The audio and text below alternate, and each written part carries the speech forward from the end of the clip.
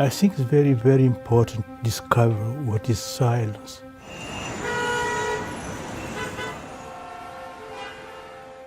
Silence is not only not talking. Silence is more deeper, because the great noise is inside ourselves.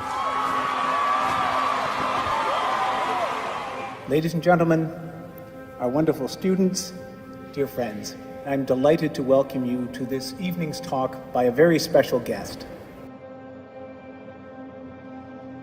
Even in our churches, there is too much noise. So it's not a place where we can encounter God silently. Silence makes man more similar to God, because God, I said, is silence.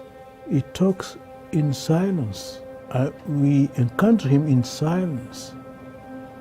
And if we remain with God, we become silent.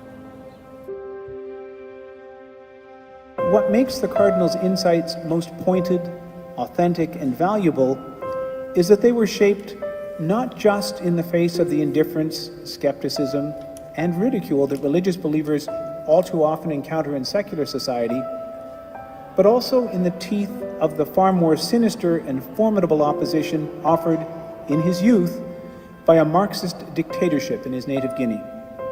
I think why the Western countries today are no believers, are less believers, because they are every time talking.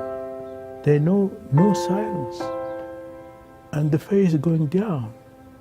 Silence is really the moment where I construct myself as a human being related to God.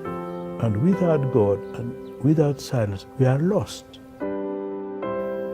What are we doing here?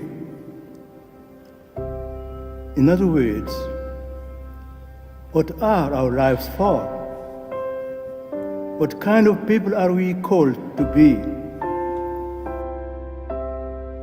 The Western society seems to be lost, because when we are cut from God, we are lost.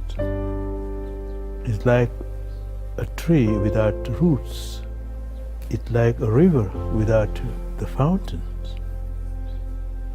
God is our fountains.